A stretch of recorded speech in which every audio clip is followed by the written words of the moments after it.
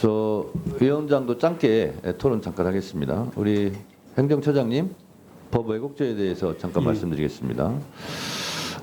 법은 도덕과 양심의 최소한이죠. 그렇게 알고 있습니다. 네, 법으로 만드는 것은 이것만은 지키자라는 거죠. 예, 법의 목적은 처벌 목적도 있지만 예방 목적도 있죠. 그렇습니다. 그렇습니다. 그래서 법에는 처벌 조항이 있는 것도 있고 없는 것도 있습니다. 그러니까 그것이 대표적인 것이 형사소송법 198조 사항, 검사들의 별건 수사를 해서는 아니 된다는 조항입니다. 근데 이것은 처벌 조항이 없어요. 다시 말해서 안 지켜도 처벌 조항이 없기 때문에 있으나마나 무용지물이 되는 거죠. 그래서 저는 개인적으로 이거는 해서는 아니 된다, 별건 수사는 해서는 아니 된다 했으면 거기에 대한 처벌이 따라야 된다라고 생각을 합니다. 그래서 제가 이제 개인적으로 개정안을 이거 내놨는데요. 마찬가지로요. 어느 누구든지 법 앞에 평등하고 그리고 누구든지 공정하게 재판을 받을 권리가 있죠, 예, 소장님. 자, 그런데 검사의 수사 과정에서 있는 것은 있는 대로, 없는 것은 없는 대로 공소 제기를 해야 되지 않겠습니까? 기본이죠. 예, 근데 있는 것을 없는 것으로, 없는 것을 있는 것으로, 또는 있는 것도 확대 과장하거나, 또는 없는 것도 있는 것도 축소 은폐하거나, 없는 것을 또 있는 것으로 조작해내거나 이런 경우는 범죄에 해당되는 겁니다. 그렇죠? 예, 그런 일이 있어서는 안 될 것이라고 그건 봅니다. 검사뿐만 아니라 경찰도 또 어느 누구도 이렇게 해서는 안 되는 거지 않습니까? 예, 그래서 이런 일이 실제로 비일비재했고 김용민 의원이 유성 서울시 공무원 간첩 사건 같은 경우도 조작 수사한 거 아닙니까? 근데 이전에 예전에 독재 정권 시절에 간첩 조작 사건이 100건이 넘어요. 재심에서 다 무죄 판결 받고, 그러나 그분들이 다 세월은 감옥 살고 뭐 이래가지고 그 억울한 청춘을 누가 보상도 못합니다. 국가에서 손해배상 몇 푼 해준다고 해도 어떻게 보상이 되겠습니까? 이거를 사전에 예방하자는 차원도 법 왜곡죄의 취지에 있다라는 점을 저는 개인적으로 생각을 하고 아마 행정처장. 예, 정청래 의원이 법 공부하고 법대 나와서 사법 시험 합격했으면 좀 무서운 사람 됐을 것 같아요. 윤석열보다 좀 셌겠죠.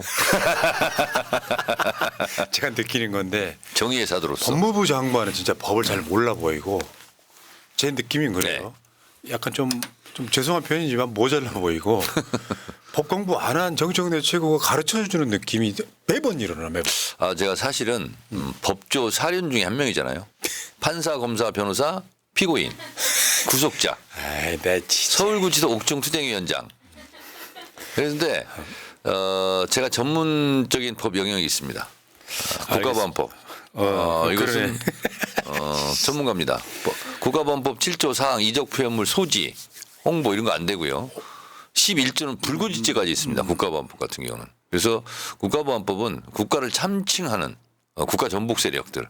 그래서 제가 한때 전복 세력이었어요. 국가 전복 세력. 전복 좋아하세요? 그래서 전복을 좋아합니다. 그럴 줄 알았어. 내가 이 유머의 흐름을 알거든. 네네. 네. 자, 오늘 핵심은 하지 말라는 조항은 있는데 처벌 조항이 없다 이 이야기하고요. 오늘 방송에서 그 이야기 의제가 없습니다만 관저 이전이 전 정부 탓이라고 했던 걸 또 참교육과는 아이고 나 진짜 알겠습니다. 시작할게요. 당원이 최고다. 당원이 최고 이전이다. 104번째 방송 시작하겠습니다. 지금 제 앞에 정청래 국회 법사위원장 나와 계십니다. 어서 오십시오. 네, 오빠는 영광 스타일. 이 시대의 참 영광인 정청래입니다. 이런 걸 만들어낼 줄 몰랐다. 오빤 영광 스타일. 네. 자, 일단 그 이야기 말고 네. 자, 정청래 최고의 후원이 마감됐습니다. 네. 이야, 축하드려요. 아니 예상을 제가 했어요. 추석 연휴 끝나고는 마무리될 것 같다. 그러니까 이게 마감되면 그렇게 기분이 좋아요. 3억 채웠단 말이에요. 그렇습니다. 이야. 요 주로 보내주신 분들이 새날 시청자시니까 네. 감사 인사 한번. 새날 덕분에 후원금을 조기 마감할 수 있었습니다. 저는 항상 후원금을 받을 때마다 부끄럽지 않고 또 후원하신 분들이 자부심을 느낄 수 있도록 의정 활동을 열심히 해야 되겠다 다짐합니다. 저는 뒷돈을 받지 않습니다. 앞돈만 받습니다. 저는 검은 돈을 받지 않습니다. 깨끗한 하얀 돈만 받습니다. 그리고 뭉칫돈 받지 않습니다. 십시일반 개미군단의 따뜻한 손길을 항상 받아왔습니다. 이분들에게 실망시키지 않도록 열심히 의정활동하도록 하겠습니다. 멋있습니다. 총 후원금 3억 89만 7,153원, 총 9,814명이 1인당 평균 3만 660원꼴로 후원해 주셨다. 네. 9월 19일 9.19 군사합의의 날 네. 후원 계좌를 닫았다. 예. 축하드립니다. 네. 기분 좋으실 것 같아요. 그래서 지금 이제 줄을 서기 시작했습니다. 조선 의원들. 그래서 다음 주부터는 이게 한 명씩 데리고 나올 겁니다. 차지호는요? 1호가 차지호입니다. 1호가 차지호. 잠깐만, 차지호 남바 있지? 계좌번호 있지? 보람 PD야 올려? 일단 올려. 자, 1호가 차지호고 2호 황정아, 3호 박지혜, 훈훈해, 아주 훈훈해. 4호가 김동아. 네. 네, 이렇게 지금 일단 랭킹은 매겨져 있습니다. 네, 순위가. 자, 차지호 의원 난데없이 후원금 들어오기 시작합니다. 농협 301-0346-4145-51. 자, 800만 원인가 900만 원인가 들어와 가지고 고맙다고 얘기하더라고요. 이렇게 하는 이유가요. 차지호 의원은 진짜 불쌍해요. 네. 진짜 가난해. 하여튼 이름은 차지호인데 후원금은 안 차지호. 네, 알겠습니다. 자, 후원금 마감됐다는 말씀드리고 저도 감사드리겠습니다. 자, 그리고 거기다가 네. 야 이번 연휴지라니까 겹경사 정청래 TV가 30만 원을 돌파했습니다. 그게 내가 해주려고 그랬는데. 아 그렇습니까? 아, 진짜 쓰여 정말. 있잖아요. 그래요? 안 봤어요. 정청래 TV 채팅창 위에 있는데 30만 돌파했다고 또 좋아하시네요. 네. 겹경사. 네. 야, 근데 본인 유튜브 채널에 양파 네. 100만을 넘었어. 아무것도 안 해도 그런 쇼츠가 100만 넘는 거 진짜 신기하더라고. 제 유튜브는 아니고 제 정청래 TV에는 36만인가 이렇게 됐고 다른 분이 그걸 가져가서 했는데 그게 120만인가 130만 원인가 됐더라고. 조카 며느리요? 손주 며느리. 손주 며느리요? 네. 손주 며느리가 양파 모형을 선물로 준 거죠. 그 실로 떴어요. 아. 그 키 이렇게 하는 거 있죠. 자동차 키. 그거 뭐라 그러지? 열쇠고리. 키링. 열쇠고리를 한 10개를 만들어 왔어요. 아. 그러면서 선물을 한 거예요. 정청래는 양파다. 그래서 골랐는데 양파를 고른 거야. 좌파 우파 양파라고. 네. 아, 예. 근데 너무나 그 센스 있게 우리 막내 할아버지께서는 좌파신데 우파까지 아우르는 양파가 되시라고 양파를 뽑았네. 난 그렇게 멘트할 줄 몰랐어요. 야, 그러니까 센스도 넘치고. 예. 아마 명절 같은 데 되면 집안 좀 분위기 메이커인 것 같아요. 완전 분위기 메이커고 거기가 이제 우리 집안 사람이 되면서 명절날이 아주 웃음꽃이 핍니다. 아, 사람 잘 들어왔네. 그러니까 한 명이 딱 그렇게 잘 들어오잖아요. 그럼 집안 전체 분위기가 바뀌고 그리고 얼마나 또 주방에서 일도 잘하고 젊은 친구가 싹싹하고 그리고 표정이 시시각각으로 바뀝니다. 뭐라고 부르세요? 뭐라고 안 불렀는데 지금까지. 애매하긴 해. 어? 뭐라고 부르지? 며느라 뭐 이런 거? 손주 며느라 이렇게 해야 되나? 네, 여기 보시고 영상 편지 한번 쓰시죠. 환희야. 이름 그대로 우리 집에 들어온 것 자체가 우리 집안의 환이다. 정말 집안이 환히 빛난다. 근데 의원님 명절마다 고향에 가세요? 네. 네. 명절마다. 야. 세월호 단식 때는 못 간 것 같고 거의 빠지지 않고 다 갔습니다. 그 시골 냄새가 나서 난 너무 좋아요. 네. 우리 의원님은 시골 냄새가. 저는 도시 냄새가 싫습니다. 네. 얼굴에 그냥 시골이라고 쓰여 있어요. 네. 그리고 어디 호텔 같은 데 가더라도 뷔페 음식은 먹는데 거기는 뭐 김치도 있고 뭐 다 있으니까. 근데 스테이크 이건 안 먹습니다. 그냥 나옵니다.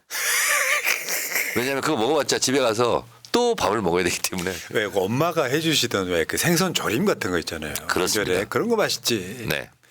그리고 이상하게 명절에 담은 김치는 다 맛있어요. 엄마들이 담은 거. 그리고 특히 저는 겉절이를 좋아해서 아, 오래 못 드셨어요? 예, 묵은 김치는 참기름으로 볶아서 먹어야 돼요. 들기름 갖고. 와? 참기름 들기름으로. 근데 주로 겉절이 요즘은 배추 열무 겉절이 있죠. 이게 지금 제철입니다. 열무겉절이. 네. 아, 그렇지. 그리고 이제 무가 조금 크면 알타리 겉절이.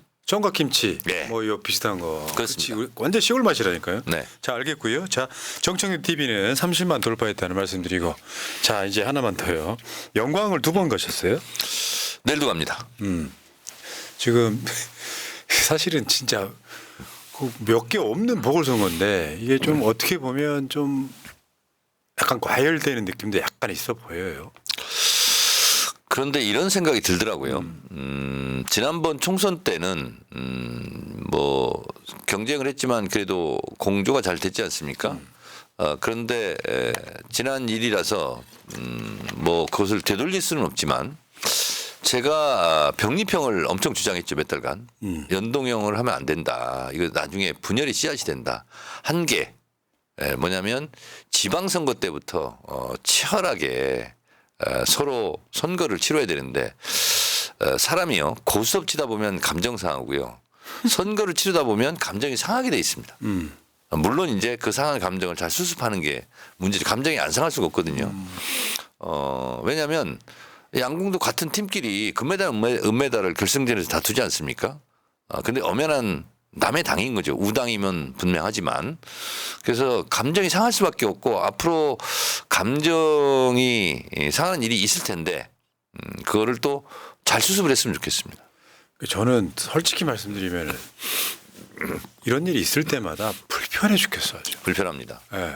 근데 저는 가급적이면 이 불편함, 약간 좀 민망함 이런 것을 유머스럽게 넘기려고 많이 노력합니다. 네. 그래가지고 저 본회의장에서 막 촬영했던 거 사과를 하셨더라고.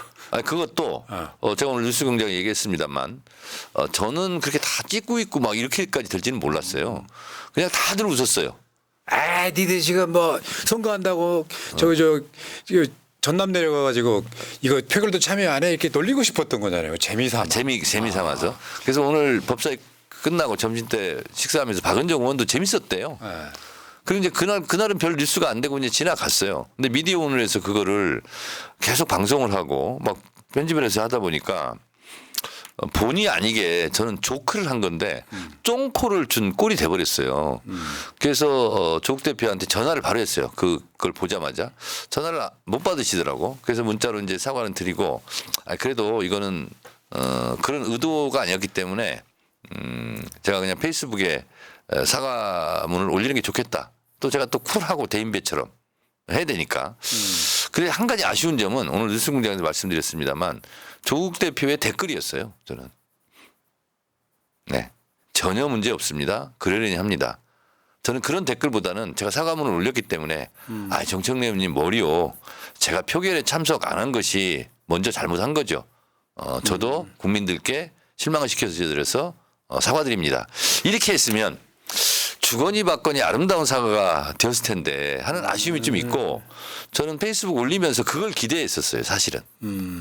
근데 그러지 못해서 조국 장관은 마치 잘못한 것을 사과를 지금까지 안 하는 모양새가 또 돼서 네 그래서 그 지금 거시기 합니다. 그러니까 저도 거시기한 게 사실 이 판은 대선까지 보고 가야 되는 판이라 네 사이가 나빠지는 건 좀 그런데 그렇죠. 굉장히 조심스러워야 되는데 그렇습니다. 야 저는 뭐 결국에는 이제 저도 당적이 민주당 사람이기 때문에 민주당 편을 들 수밖에 없는데 이런 불편한 상황이 오면은 비판하기도 껄쩍지근하고. 근데 제가 분명한 것은 제가 이제 조국 혁신당 당선자 시절에 제가 워크샵 초청 강사로 가서 강의했지 않습니까? 제가 선생님으로.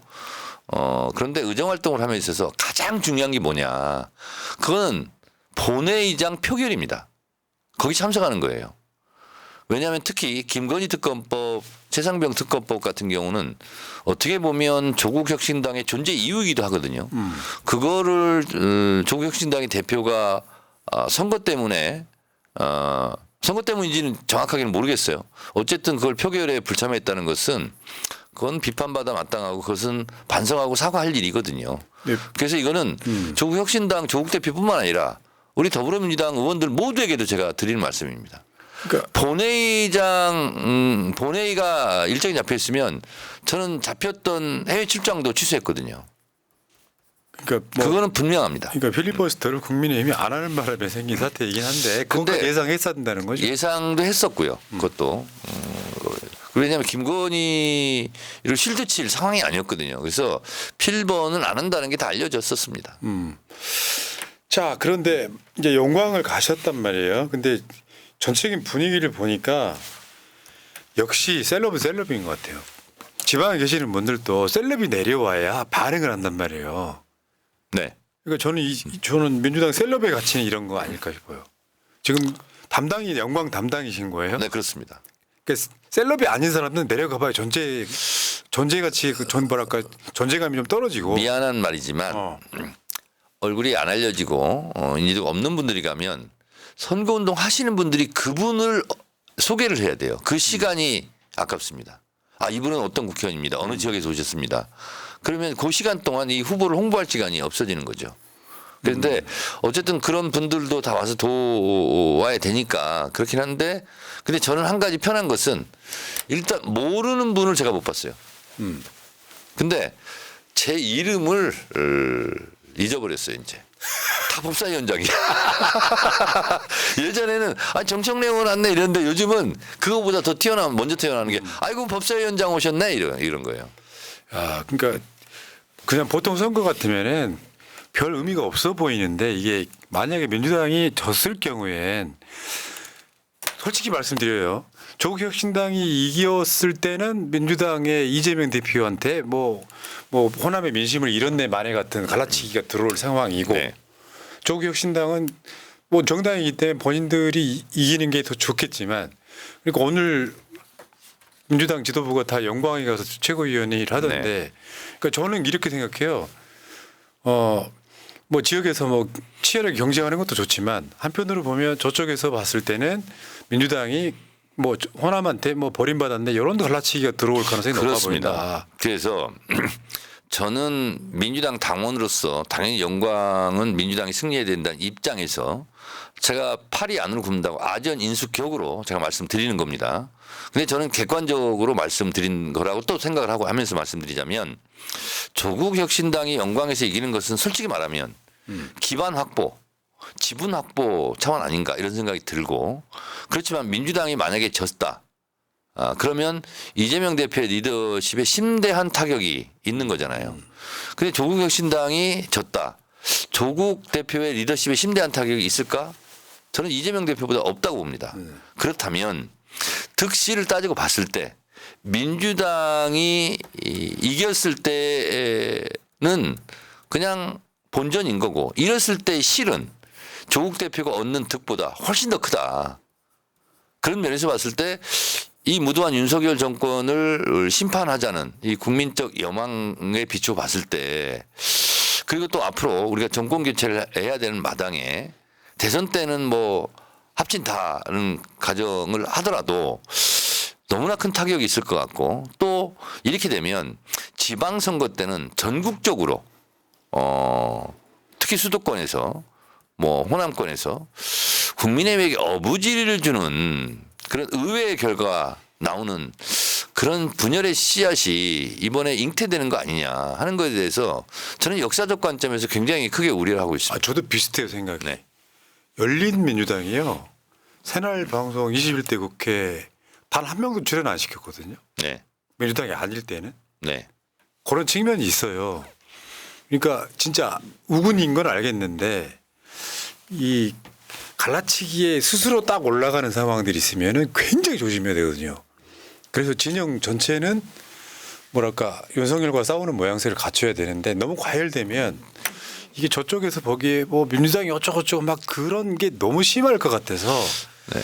그래 저도 만약 이번 재보선 관련해 가지고 민주당밖에 출연시킬 수가 없는 거죠. 평상시에 경쟁하지 않는 관계란 모를까. 그러니까 존재가 의식을 규정하게 되고 당이 만들어지면 당연히 당의 작동 원리가 있는 거고요. 그러다 보면 저도 지금 분명히 전제를 저는 아니라고 생각하지만 아전 인수격으로 말한다고 얘기했듯이 조국혁신당도 마찬가지죠. 호남에 가가지고 뭐 고인물 얘기를 하면 민주당은 감정 상하는 거예요. 그러니까 김민석 최고가 뭐 상하는 물 뭐 이렇게 얘기를 하는 나와가는 거죠. 그러니까 오는 말이 고와야 가는 말도 고운데 그 반대가 되는 거예요. 오는 말이 거칠면 가는 말도 거칠고 서로 주거니 받거니 하다 보면 감정 상하고 그러다 보면 에스컬레이터 되고 그러다 보면 나중에 고소고발까지 하는 일이 벌어지지 않을까. 저는 이런 것이 굉장히 지금 우려가 돼요. 저는 어떤 게 더 우려가 되냐면은 호남에 가면 출마 자원들이 많잖아요. 네. 근데 이 민주당에서 공천을 못 받을 것 같으면 다른 당 가서 출마하고 이러는 거. 네.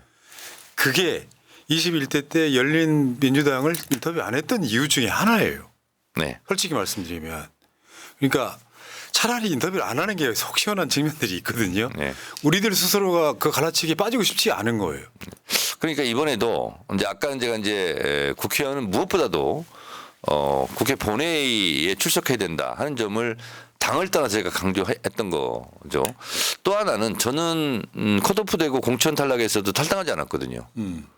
그런데 조국혁신당 후보는 어쨌든 민주당 사람이었고 선거를 앞두고 탈당하고 조국혁신당 후보가 된 분이라고 제가 들었어요. 맞습니까? 맞습니다. 저는 이런 게 너무 싫은 거예요. 오늘 이재명 대표가 그 이야기를 했죠. 네.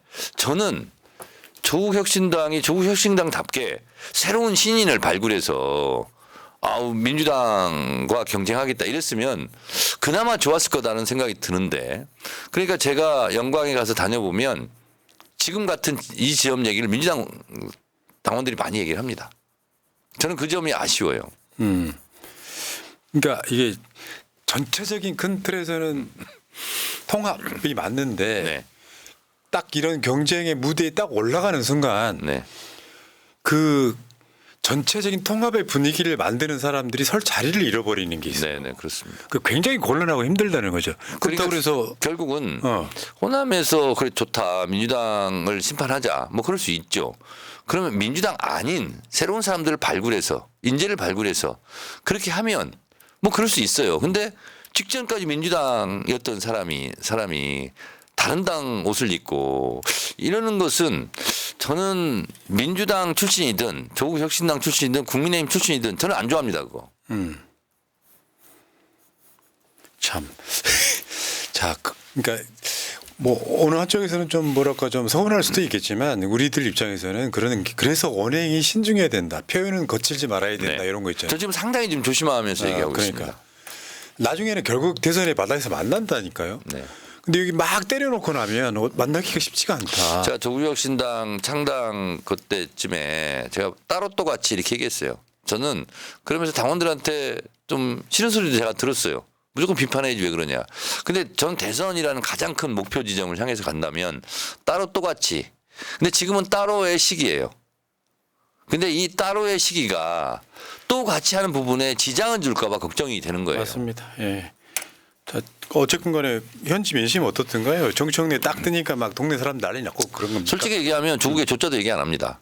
가면은 저하고 대화하기 바쁘고 전 또 그리고 가면 또 제가 또 선거를 나름 좀 하지 않습니까? 그러면 이제 가면 그래요. 막 그 영광분들한테 안녕하세요. 막 그래. 아유 우리 법사위원장 오시네. 그러면 만나 뵙게 돼요. 영광입니다. 딱 그래요. 그분들이. 그럼 제가 영광입니다. 딱 이렇게 얘기하고. 영광 굴비. 네. 그리고 장세일 후보 거시기하러 왔어요. 그러면 또 우리 다 민주당 우리도 다 민주당 거시기예요. 너무 거시기하지 마요. 막 이렇게 또 얘기해. 그럼 또 이제 거시기를 계속 이어가는 거예요. 네. 딱 여기 와 보니까 뭐 거시기 안 해도 되겠네. 뭐 하여튼 거시기 잘 알고 거시기 잘 알죠. 뭐 우리 다 거시기 할 거예요. 이게. 근데 야, 이 거시기로 대화가 다 됩니다 이게. 딱 거시기 연예. 그래서 저는 이제 이런 거 보고 있으면은 스스로가 과몰입하지 말고 이런 방법을 쓰기도 합니다. 그러니까 저걸 아니라고 싶으면 그냥 언급을 안 하는 방식으로. 저는 민주당이 이겼으면 좋겠어요. 당연히. 반드시 이겨야 됩니다. 근데 그런 상황이라서 그래서 진짜 중요한 건 그 선수로 뛰시는 분들이 언행이 좀 신중했으면 좋겠다. 네. 진짜 멀어지면 안 된다 이런. 저는 그래서 민주당 선거운동 하시는 분들한테 제가 주의를 환기시켰어요. 뭐냐면 민주당원들은 민주당 입으로 조국혁신당의 조짜도 꺼내지 말자. 왜냐하면 그러면 감정 상한 얘기가 나올 수가 있으니까 그냥 우리 장세일 후보를 거시기 하자. 네. 그 얘기만 하자. 그리고 우리 후보의 장점만 얘기하자. 자, 그렇게 제가 주의를 한번 환기시켰습니다. 근데 영광 가서 굴비 좀 드시고 오셨습니까? 정작 어제 점심 먹을 시간이 없었습니다. 그래서 점심을 굶었습니다. 점심을 영광까지 가서 안 드시고 오셨다고요? 점심 먹을 시간이 없었어요. 굴비 비굴하지 않는다. 굴비에 대하여. 이자개미 난때 이자개미 한 마리. 아, 진상한 거잖아요. 정우승 시인의 굴비에 대하여 나오더라고요. 비굴하지 말자. 그런데 어제는 영광대교에 가서 가장 큰 교회에 예배를 드리고 점심 식사를 하려고 했는데 갑자기 바자회에 가야 된다고 그래서 묘량면 바자회 갔더니 또 많은 분들이 계시더라고. 그래서 거기서 다 일일이 약속하면서 거시기 하면 다녔어요. 근데 상사화 축제라고 혹시 아세요? 영광에 이야 그렇게 사람 많은 건 처음 봤네. 불갑사라고 있습니다.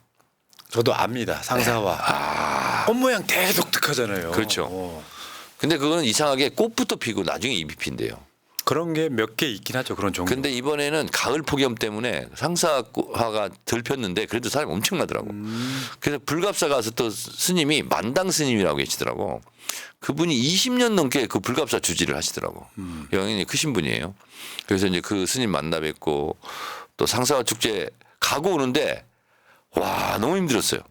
절까지 가는데. 딱 저 녹차물에다가 밥 말아가지고 굴비 딱 하나. 그러니까. 그걸 못 먹었어요. 또 갈 거잖아요. 네. 법성포 그리고 어제 다 돌고. 그래서 내일 아침에도 7시 38분 용산에서 출발한 KTX 타고 광주 송정까지 갑니다. 영광이 있잖아요. 오늘 대표도 이야기를 했는데 이 예산 전체 비중으로 보면 한 150만 아니 1,500만 원 정도 뭐 이렇게 된대요. 성남보다 한 4-5배 많습니다. 거기가 원전 때문에 예.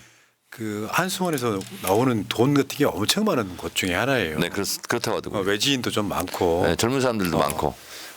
그래서 이제 영광 자체에 어쨌건 저는 민주당이 이제 곡성 군수. 근데 왜 곡성을 안 가고 왜 영광만 가요? 곡성은 좀 여유가 있어요. 민주당이 이길 예, 가능성이 예, 높다. 예. 아 그러네. 좀 여유가 있는데 영광이 영광군의 도의원이 2명이거든요. 전남 도의원. 1명이 진보당입니다. 아, 그러니까 거기가 지금 그래요. 거기는 민주당이 절대 야선 같지만 진보당도 잘 나가고 그 조국혁신당도 잘 나가고 요런 부분이 지난번에 영광군수가 민주당이 졌습니다. 무소속이 됐습니다. 그래서 이번에 무소속이 아웃된 거거든요. 그래서 쉽지 않은 선거입니다. 자, 알겠습니다. 자, 화이팅들 하시고요. 자, 여기서 이렇게 이겨서 갈라치기 없는 저쪽들의 갈라치기가 없는 그런 민주당이 잘 나가고 중요한 건 저 부산 금정 선거 아닐까요? 거기 무조건 단일화해야 되는 거 아니에요? 뭐 하여튼 근데 지금 그것이 불붙지는 않았습니다. 그러니까 이제 다가오면 금방 뭐 또 분위기가 달아오르겠지만 그래서 부산 금정 이기고 서울 교육감 이기고 뭐 이런 식으로 가서 다 이겨야 된다. 그러니까 갑자기 인재가 하늘에 떨어지는 게 아니거든요. 결국은 이제 예상컨대 2년 후에 지방선거 때 민주당에서 공천받기 어렵다고 판단한 분들이 다 조국혁신당 가서 공천받고 나오면 솔직히 집안 싸움 되는 거 아니겠습니까? 걱정됩니다. 아, 내가 그 지점 때문에 출연을 안 시키는 거라니까요. 결론적으로 말했을 때 정치인들한테 딱 그 느낌 아니에요. 공천 못 받겠으니까 다른 당 가서 출마하면 편은 어떻게 들어요? 정청래도 있는데. 2년 후가 걱정됩니다. 자, 알겠습니다. 예. 자, 어쨌든 영광 가서 굴비도 못 먹고 돌아온 우리 이 시대의 참 굴비인. 비굴하지 않은. 네. 자, 비굴하지 않고 굴하지 않고 굴복하지 않고 네. 알겠습니다. 우뚝 솟은 굴뚝처럼 연기를 칼칼 내뿜으면서 영광을 휘젓고 다니겠습니다. 민주당도 여기 올인하는 느낌이더라고요. 거기 담당한 최고위원들이 막 있어가지고 거의 상주하다. 한준호 최고위원이 담당인가 봐요. 근데 저는 뭐 제가 담당을 자처했기 때문에 저는 뭐 관계없이 그냥 쭉 다닙니다. 알겠습니다. 여기까지 일단은 영광 굴비 이야기였습니다. 자, 그 안 나오시는 주가 있었죠. 매주 나오는데 추석 때 네. 안 나오셨고 그 주에 이제 연휴가 끝나자마자 김건희 특검 이제 뭐 최혜병 특검 등이 통과가 됐는데 네. 마침 기가 막힌 타이밍에 김건희 공천 개입 녹취록이 이렇게 빵 터지는. 그래서 지금 보면은 현실적으로 공천 개입 의혹이 이 쌍특검이 통과되는 시기랑 같이 맞물리면서 봐라 김건희는 특검 해야 된다. 이거 사실상 김건희 종합특검 아닙니까? 그렇습니다. 어. 그 부분도 포함이 돼 있습니다. 그래서 지금 그 현실적으로 여론조사 오늘 여론조사 꽃도 보니까 김건희에 대한 국민적 여론이 굉장히 안 좋아요. 네. 그런데 저거를 만약에 이따가 뭐 그 이야기 따로 하겠습니다만 윤석열이 이제 거부권 행사를 한다거나 이럴 때 이 정권이 좀 살아남을 수 있을까 하는 그런 생각. 그럼 지지율이 더 떨어지겠죠. 네. 그리고 이번에 쌍특검 필리버스터를 국민의힘이 안 하거나 못한 이유가 지금 상황에서 국민의힘 내부에서 지금은 구심력이 작동하는 시기 같습니다. 그래서 김건희를 어떻게 쉴드치지? 그 상황이 오지 않았나. 그러니까 국민의힘도 필리버스터를 포기하지 않았나 그런 생각이 듭니다. 맞아요. 그거는 제가 봤을 때 김건희나 윤석열 입장에서 보면 되게 서운했을 것 같습니다. 그러니까 저는 한동훈 대표가 독대를 신청하는 것이 언론에 나오는 것도 좀 이상하지만 그 언론 플레이예요. 언론 플레이. 그 오늘 대통령실이 그것 때문에 빡쳤다는 얘기가 있어요. 그러니까 그걸 가지고 그래서 또 노 한 것도 또 웃기고 그래서 한동훈 대표 이런 여당 대표 본 적이 없어요 저는. 그래서 제가 오늘 페이스북에 쓰고 왔습니다. 야당 대표는 아니고 도덕 아니고 그렇다고 여당 대표도 아닌 것 같고 제2야당 대표예요. 그래서 여당도 야당도 아닌 묘한 당 묘당 대표 아니냐. 묘당? 아이고.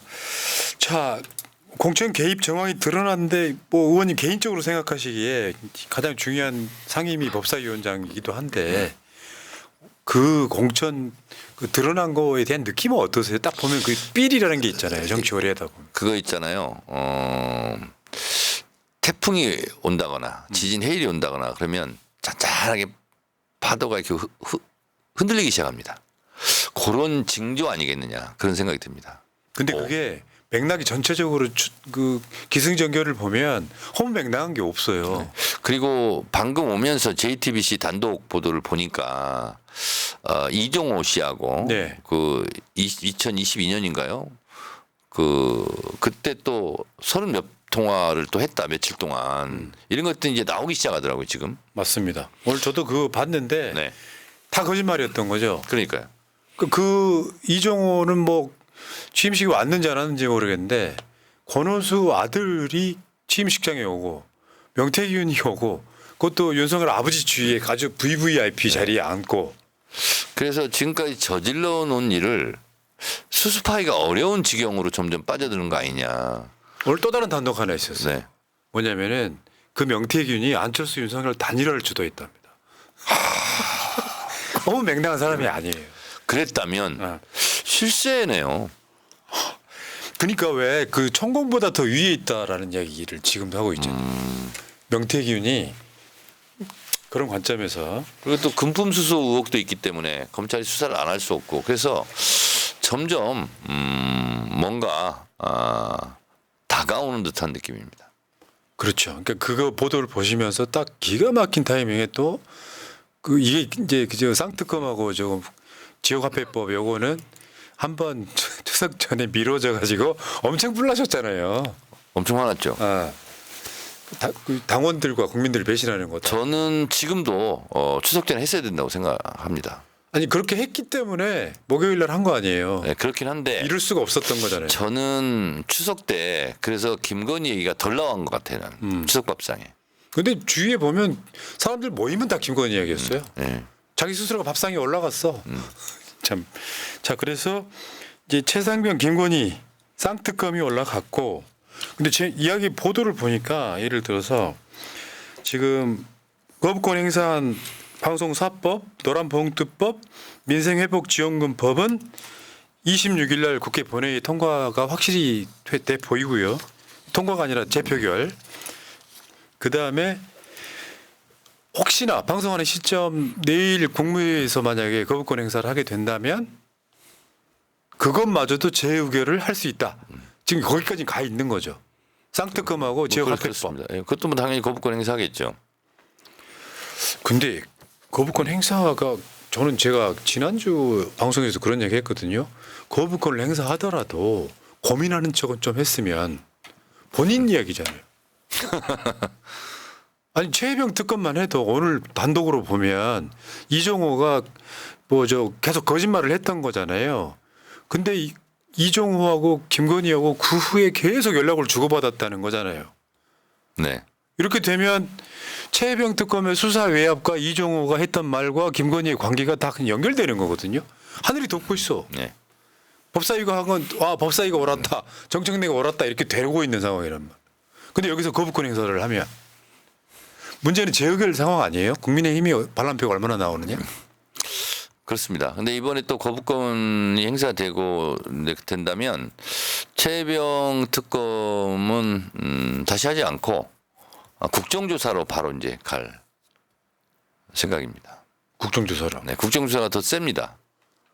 지금 국정조사가 오히려 더 효율적이다는 네. 얘기가 되게 많아요. 네.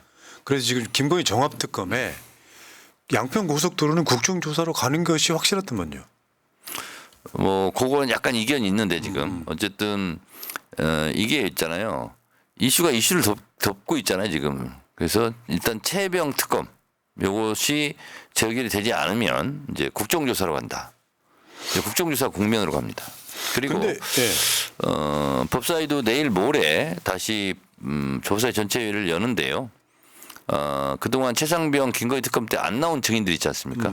국정감사 증인으로 채택합니다. 국정감사 증인은 더 센가요? 국정감사 증인이 불출석할 경우에는 동행 명령장을 발부합니다. 동행 명령장 발부해가지고 데리고 온다. 그렇습니다. 그래도 안 가면 잠적해버리면. 그건 더 처벌이 셉니다. 그래서 국감 때 제가 동행 명령장을 발부할 생각입니다. 근데 실제로 특검 거부권 행사를 하게 되면 이게 지금 첫 번째가 아니고 여러 번 하는 상황이기 때문에 소위 보수 언론은 야 그게 되돌이표다 뭐 이렇게 이야기를 계속 하고 있지 않습니까? 그런데 현실적으로 본인들에 관련된 특검이기 때문에 일각에서는 탄핵 사안이 될 수도 있다 이런 이야기를 해요. 본인들에 관련된 거부권 행사를 하게 되면. 근데 본인들에 관련된 거부권을 행사하는 것 자체가 딱 떨어지는 위법은 지금 아니고 논란은 있는 거죠. 해석의 차이가 있고. 그러나 예를 들면 김건희 여사 같은 경우는 뭐 공천 개입 이거는 박근혜 전례를 봐서 처벌 대상이 분명해 보이고 그리고 또 대통령도 아니기 때문에 면책 특권 뭐 이런 것도 없잖아요. 형사 불소추권도 없고 그러면 거기서 또 부부 일심 동체로 윤석열 대통령의 또 범죄 의혹 이런 게 드러날 수도 있지 않습니까? 그래서 저는 김건희 여사가 무너지면 윤석열 정권도 무너진다라는 생각이 들고 뭐 세간에는 실제로 V1은 김건희 아니냐 더 이런 얘기도 많이 있지 않습니까? 예. 그냥 몰락이라고 봅니다. 그러니까 이 부분은 이제 계속 반복되면 오히려 공격하는 쪽에 병사들이 지쳐요. 언젠가는 끊어줘야 된다고 생각해요. 그렇습니다. 그래서 지금 제가 봤을 때는 또 다른 방법을 찾아야 되는데 그중에 하나가 일단은 국정조사인 네. 것 같고 그 10월 달 위기설이라는 게 있습니다. 윤석열의 10월 위기설. 여러 가지로 뭐 재보선도 있고 국정감사도 있고 등등등이 있어서 10월 달에 예를 들면 그 분위기를 타면서 윤석열 지지율이 10%대로 내려가면 뭐 너무 흔한 말 같지만 탄핵의 공론화 시점이 될 수도 있다 이런 얘기까지 해요. 10%를 무너지면 이제 공무원들 내부에서 문건들이 유출될 수 있고 그다음에 이제 언론들이 달라들기 시작하죠. 근데 국정감사 때 민주당 국회의원들이 상당수가 지금 대통령과 대통령 부인을 향해서 지금 뭔가 0점을 맞추고 있다 이런 얘기가 있어서 그렇죠. 네, 0점 사격 다 하겠죠. 에이 정말 지겹긴 하네요. 근데 나 명절에 딱 보고 느끼는 게 뭘 잘하는 게 하나라도 있어야지 칭찬이라도 해주죠. 그러니까 법사위에서 이제 국정감사 하잖아요. 그 증인 채택 다 할 겁니다.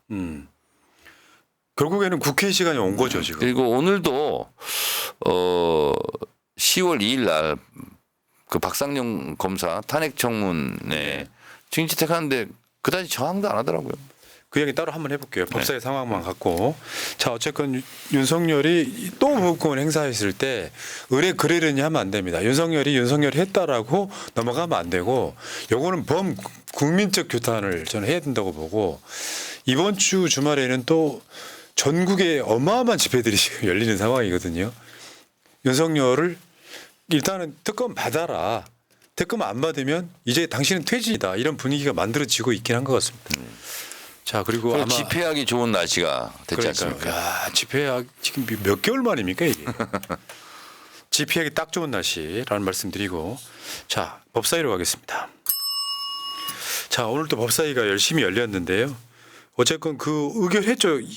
그러니까 10월 2일 날 그러니까 검사 탄핵 청문회 박상용 검사. 네, 이게 이제 쌍방울 대북 송금 사건 거의 조작 수사를 했던 그렇습니다. 네. 박상용 검사인데 뭐. 이게 이화영 지금 전 경기도 부지사를 증인 채택을 했더라고요. 네, 그럼 이화영 부지사가 청문회 다음 주에요. 사실은 다음 달이라고 해도 네, 그게 나오는 거예요.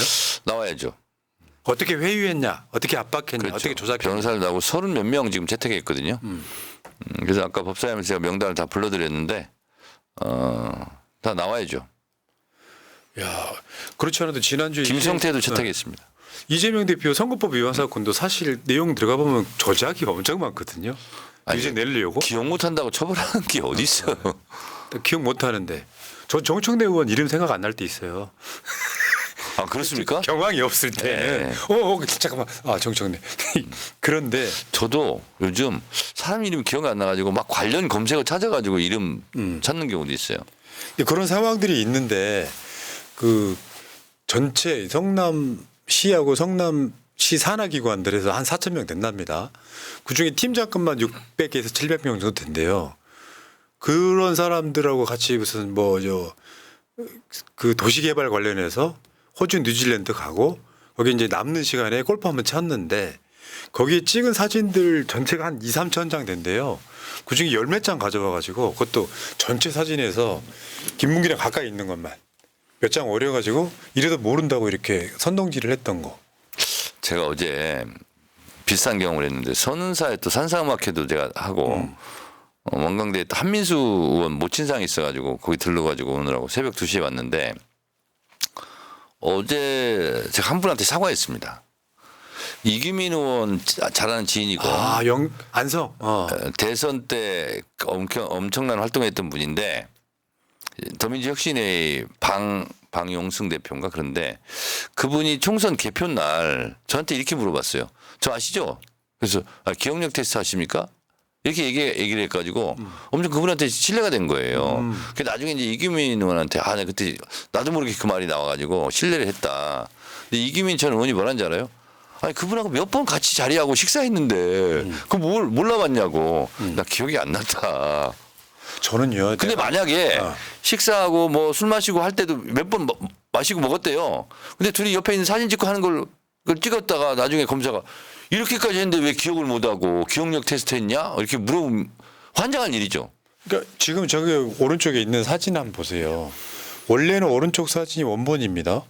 근데 요거만 잘라가지고 야 이렇게까지 가까운 사이인데라고 기억을 못했다는 거를 허위사실로 몰아갔던 거잖아요. 네. 저런 사진이 너무 많은 거예요. 제가 방송 10년 넘게 하면서 인터뷰했던 사람도 기억 안 납니다. 1시간 동안 인터뷰를 해도 기억이 안 납니다. 그러니까 나중에 1시간 동안 이렇게 하고 기억이 안 난다는 게 말이 됩니까? 피고 권현문 괘씸하고만 이거 징역 2년 구형. 그러니까 이런 식으로 했던 검찰이 지금 이화영 부지사 같은 경우는 이게 대북 송금 관련해서 결정적인 건 이화영 지사 사건은요. 리오남이 안 왔다는 거예요. 리오남 통해서 북한에다가 방북 비용을 줬는데 리오남이 줬다는 그 필리핀에 오지를 않았다는 게 핵심인 거죠.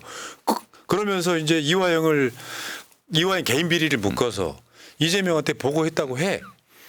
그 사건 그 얼개거든요. 그러죠. 그 이화영 지사가 이제 부지사가 국회에 다음 주 화요일 날 그러니까 2일이면 무슨 요일이지? 수요일인가? 수요일 날 뭐 나온다는 거잖아요. 다음 달 2일 날 어쨌건 그러면 그렇게 나오면은 아마 이화영 전 부지사 통해서 굉장히 많은 말이 나오겠네요. 그러겠을 거예요. 그날은 하루 종일 이목을 집중시킬 것 같습니다. 야, 또 한 건 하셨네 보니까. 자, 그리고 오늘 하이라이트는 이거 아닐까요? 법 왜곡죄? 그러니까 지금 아까도 보여드렸던 것처럼 네. 저 오늘 이제 이건태 의원이 이거를 발의를 했는데 혐의가 발견돼도 수사 안 해도 처벌해야 된다. 그렇습니다. 김건희는 수사 안 하고 네. 이재명 대표는 조작까지 해가면서 막 인용 구형하고 이런 식이란 말이에요. 그래서 지금 원래는 저게 판사들까지 포함시킨다고 했더니 오늘 이건태 의원 인터뷰가 있었어요 낮에.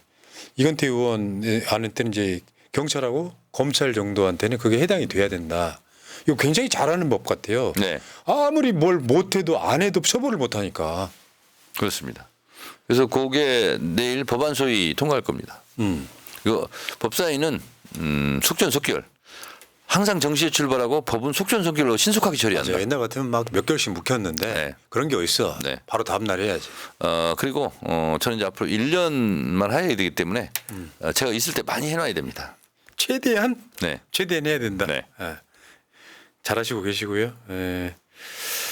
그다음에 아까도 말씀드린 것처럼 저런 것들. 그러니까 법무부 장관이라는 사람이 검사 출신이었던 법무부 장관이 이제 그러니까 저 정청래 법사위원장한테 참교육 받는 장면은 매번 봐요, 매번. 그러면서 저 사람 그러니까 법조인이라고 하는 게 얼마나 허접한 건지를 보여주는 대표적인 사례 중에 하나예요. 대체적으로 이제 뭐 다 그런 건 아니지만 사법고시라는 게 일종의 종합적 사고 능력의 측정이라고 암기력 테스트 법조문 외우고 뭐 이렇게 또 얘기하면 또 뭐 심할 수도 있는데 제 느낌상은 그래요. 그럼 그 이후로 계속 시대 변화에 맞게 여러 가지 공부를 해야 되지 않습니까? 좀 그것이 좀 부족한 분들이 가끔 있다. 법조인 중에 그런 생각이 맞아요. 듭니다. 그러니까 우리는 환상이 있었던 거죠. 사실 윤석열을 보면 답이 나오잖아요. 서울대 나온 검사 출신. 똑똑할 것 같지만 세상에 그러니까 정치인으로서는 거의 빵점에 가까운 그런 스타일인 거지 않습니까? 이런 거 보고 있으면은 저 법은 진작 만들었어야 된다. 네. 근데 저거까지 거부권 행사할 수 있을까요? 하겠죠 이제. 뭐 하라지 뭐. 또 하지 뭐 그러면. 저쪽은 이제 프레임이 그런 거 아니에요. 이재명 방탄 용어로 쓴다 그러는 건데 사실 상관없는 거거든요. 아니, 이재명 수사 다 끝났어. 끝났으니까. 네. 그러니까 간단한 예를 들어갖고요. 월성원전 수사를 윤석열이 했어요. 대전지검 중심으로 다 무죄 나왔거든요. 근데 관련 수사했던 검사들은 다 승진했습니다. 저것도 법 왜곡죄 아닙니까? 그러니까 책임지지 않는 거예요. 원래는 무리한 수사, 불법 수사, 별건 수사, 기획 수사에서 무죄 나오고 그러면 당연히 처벌을 해야지. 아니면 징계를 하든가, 아니면 인사 고가에 반영을 하든가 그런 게 없어요. 원래 취지는 소신껏 수사해라 일 텐데 네. 이걸 악용해 버리니까 문제일 그렇습니다. 거고 그런 상황에 저는 또 판사들도 1심 무죄인데 2심에서 뭐 유죄라든가 반대라든가 저는 그 부분은 책임을 물어야 된다고 봐요. 저는. 그 판결도 잘해야지. 그렇죠. 지금 저 대북 송금 수사 판결했던 수원지법 그리고 판사 이것도 있잖아요. 판사도 마찬가지예요. 증거 능력 채택은 판사 마음이지 않습니까? 근데 예를 들면 검사에게만 유리한 증거를 채택하거나 또 반대 경우도 있을 수 있죠. 검사에게 불리한 증거만 채택하거나 이렇게 되면 안 되는 거잖아요. 맞습니다. 결정적인 건 김건희 수사 안 하는 거죠. 그래서 제가 아까 얘기했잖아요. 있는 그대로. 있는 것은 있는 대로. 없는 것은 없는 대로. 만약에 저 법이 있었다면요. 김영철 우리 김스타는 처벌받는 거예요. 김건희 수사 덮어줬잖아요. 주가조작 수사 같은 거 덮어줬잖아요. 하여튼 뭐 그것도 단정하기는 어렵습니다만 그럴 가능성이 있는 거죠. 그러니까 이런 거지. 일반인들도 저런 법이 없으면 상당 부분 피해를 봅니다. 네. 지 아버지가 검사면 학폭을 뒤집어 버리잖아요. 가해자를 피해자로 돌려버리잖아요. 그런 방식으로 해서 저는 이렇게 봐요. 어둠이 깊으면 뭐 아침에 여명이 더 밝다 이런 것처럼 저런 식으로 하니까 검찰 개혁을 당하는 거죠. 국민들 전체가 찬성할 필요는 없는 거예요. 검찰은 해체를 위해서 그동안 검사들이 너무 많이 노력해 왔어요. 맞죠? 네. 그 정점을 찍은 게 윤석열이고. 네, 네. 아니 대통령 부인 수사를 어떻게 안 합니까? 검찰의 직접 수사권은 다 없애야 됩니다. 네. 아니 이명박이나 그 누구도 피의하지 못했던 측근 친인척 수사를 자기 부인만 안 하고 있지 않습니까? 네. 그래서 참 공교롭게도 명품백 무혐의 만들어 놓고 그랬더니 또 공천 개입이 돌출을 하네요. 그러니까 이 수사는 꼭 해야 된다라고 하는 어떤 신의 계시처럼 보여요. 낭중 지출하고 네. 반드시 삐집고 나오게 돼 있습니다. 자, 근데 그 선봉에서 법사위가 제일 노력한다. 나 이렇게 보거든요. 다른 상임위에서는 직접 윤석열과 싸우는 느낌이 별로 없어요. 저쪽에서 가장 포인트로 놓고 보는 게 한 50%는 법사위만 지켜보고 있을 것 같은 느낌이에요. 나머지는 다. 자, 이번에 추석에 갔더니 저희 작은 아버지가 시골에 계시거든요. 90세 정도 되셨는데 추석 전에 전화가 왔어요. 야, 정래야, 너 추석날 오지 말고 전날 살짝 왔다 가라 그래요. 그래서 왜 그래요? 그랬더니 아니 기자 2명이 와가지고 자꾸 너에 대해서 묻고 뒤를 캐고 다닌다는 거야. 호호. 그러면서 이제 우리 아버지 뭐 묘가 어디냐, 뭐 어떻게 된 거 이런 걸 막 물어보고 다닌다는 거야. 야, 그래서 기분 나쁘시겠다. 아니 기분 나쁠 건 나쁘지 좋지는 않죠. 근데 뭐 예를 들면 우리 뭐 묘를 불법으로 썼거나 뭐 요란하게 뭐 불법을 했 그런 거 없거든요. 그러면서 또 우리 또 집터가 있거든요. 집터 어디냐고 또 뭐 그런 걸 하더라는 거야. 그래서 생가 집터. 네. 아, 그래서 이제 남자 여자 2명이 왔다는 거야 기자가. 무속인인데? 그래서 지방지는 아닌 것 같다라는 느낌이 들더라고. 뒤 캐고 다니는 거네요. 네, 기자라고 했을 수도 있죠. 네, 기자가 아닌데. 네. 그래서 뭔가 그래서 명함을 달라고 그랬대요. 어느 기자인지 그때 명함도 안 주고 그냥 갔다 오더라고. 그건 문제네. 좋은 쪽은 아니네요. 그러니까 그냥 뒤쳐서. 그렇죠, 그렇죠. 그렇다니까요. 정청래 위원장을 가만 둘 리가 없잖아. 근데 또 그런 경우도 있다네요. 뭐 직관인지 어찌 이런 분들이 풍수지리 보는 분들이 가끔 온대요. 우리 어머니 아버지 산소 묘자리. 그래서 정청래 의원이 크게 될 사람인데 묘를 어떻게 썼는지. 작은 아버지가 가끔 그런 얘기도 하시더라고. 젊은 남녀라고 하면은 기관 사람일 가능성도 있어 보인다. 근데 그런 경우를 당하면 기분이 엄청 나쁘거든요. 근데 뭐 아니 그 자체만으로도 어떤 위압감이 생기잖아요. 전혀 그런 거 안 됩니다. 예. 이상한 캐릭터이긴 하지. 보드보니체. 그냥 헛수고했구나. 안 됐다 이런 생각이 못 듭니다. 알아들으셨죠? 보드보니체. 뭐예요?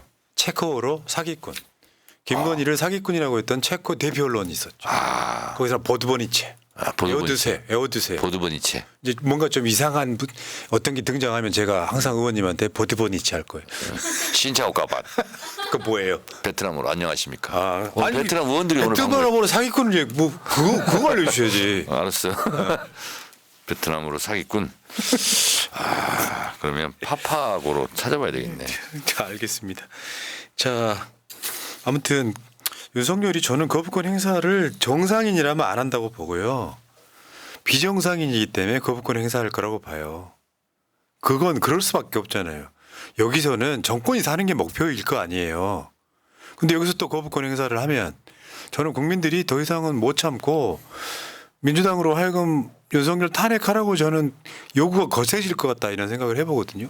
kẻ lừa đảo, kẻ gian dối. 사기꾼. 베트남어로 다시 한번 하겠습니다. 말로 해주세요. 좀 베트남어 잘하신다며. 깰루따오. 갤루따오. 깰루따오. 보드보니체. 보드보니체. 세상에 어떤 나라의 영부인이 저런 소리를 왜 해외에 가서 듣습니까? 아니 뭐더 심한 말 듣지 않습니까? 근데 거기에 체코의 대표 언론입니다. 네. 온라인도 아니고. 그렇습니까? 체코 우리나라 같으면 거의 조선일보급이 윤석열 옆에는 사기꾼이 있는가 이런 썼다는. 그러니까 이거는 제가 봤을 때 더 이상 길어지면 오히려 민주당이 욕먹어요 저는. 그렇습니까? 그러니까 야 니들 뭐하냐 지친다 이제 이런 생각이 나올 것 같아서 저는. 그러니까 21대 때는 야 니들 뭐하냐 180석 줬는데 하는 게 없네 이랬잖아요. 네. 요즘 그런 얘기는 안 하죠. 그런 그렇죠. 얘기는 안 하는데 네. 이 탄핵해버려 이런 얘기죠. 그렇지. 이제. 예. 영광 갔더니 뭐 거식 해부로 다 그러더라고. 최근에 그 있잖아요. 고교 무상급식 예산을 다 깎아버렸잖아요. 아 이게 말이 돼요? 아니, 그러니까 말이 안 되는 게 너무 많기 때문에 사람들이 의뢰 또 그러려니 하는 것도 있는 것 같아. 이번에 왔다 갔다 온 체코는요 대학교까지 무상이에요. 체코는 선진국도 아니잖아요. 이게 뭐야 이게? 아니 근데 윤석열 대통령은 체코가 속자인데 어디를 체코를 가? 보드보니체. 자, 근데 진짜 오늘 하루 종일 국회에서 오전 오후 그렇게 말씀을 많이 하시더니 아직도 에너지가 살아있는 게 난 너무 신기합니다. 아니 근데 오늘 진짜 피곤했어요. 오늘 이제 새벽 2시에 들어와가지고 하필이면 또 오늘 뉴스공장을 화요일 날 고정인데 월요일 날 나와라. 그래가지고 또 2시에 들어가 씻고 잤으니까 2시 한 3시쯤 자가지고 6시에 일어나서 씻고 나왔으니까 근데 안 나간다고 하세요. 나 못 나가 이렇게. 나가 그랬어. 그리고 나서 이제 계속 일정이 있어가지고 오늘 굉장히 피곤한데 안 피곤해 보여요? 아니, 그러니까 정청래 위원장도 법사위에서 사회만 보시는 분 아니잖아요. 네. 질문도 하고 그러니까 뭐 다 하죠. 가르칠 건 제대로 가르치고. 네. 그러니까 그만큼 에너지가 소모가 될 텐데 그렇다고 민주당 국회의원들하고만 회의를 하는 것도 아니고 뭐 곽규택 나와 뭐 굉장히 많은 국민의힘 국회의원들이 딴지를 걸잖아요. 네. 그거를 다 끝내놓고 자 이거 예를 들면 저 법 왜곡죄 땅땅땅 또 이화영 증인 땅땅땅 해놓고 왔어. 그래도 에너지가 생생한 거 보면 진짜 신기하다 이런 거죠. 아니 근데 저는 법사위 하면서 힘들지는 않아요. 그렇게 피곤해. 왜냐면 찬성이라니까. 재밌기도 해요 속으로. 그러니까 내가 다시 태어나시면 사법시험을 꼭 보세요.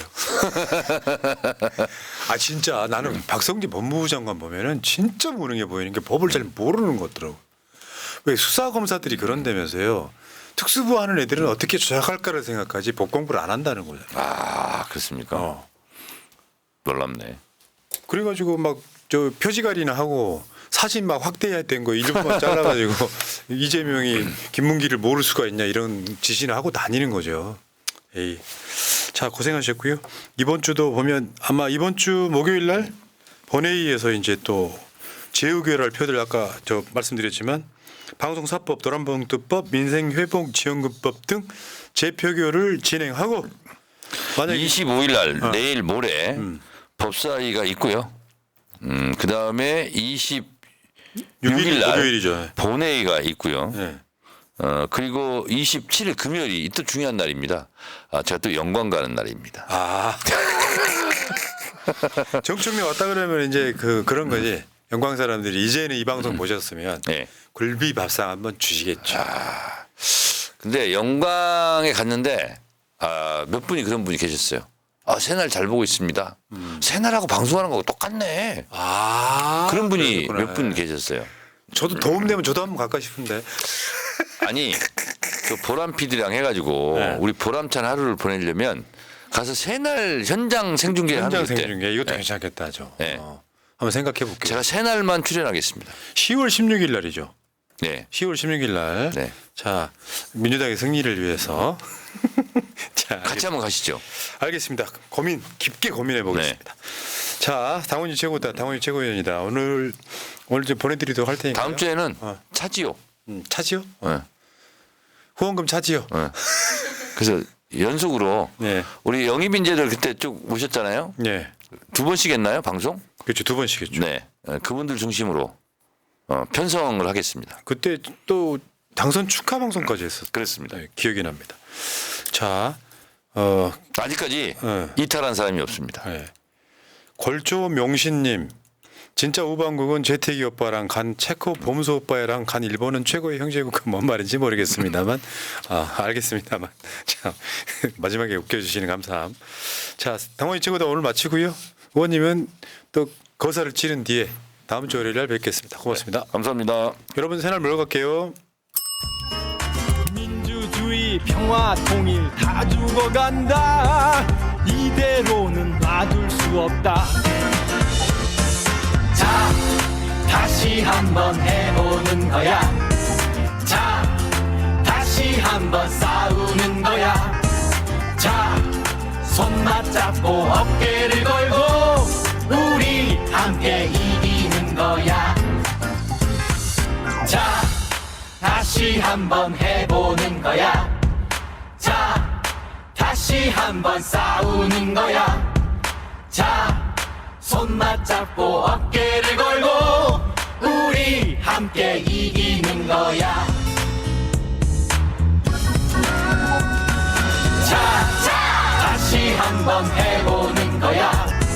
자, 다시 한번 싸우는 거야. 자, 손 맞잡고 어깨를 걸고 우리 함께 이기는 거야. 자, 다시 한번 해보는 거야. 자, 다시 한번 싸우는 거야.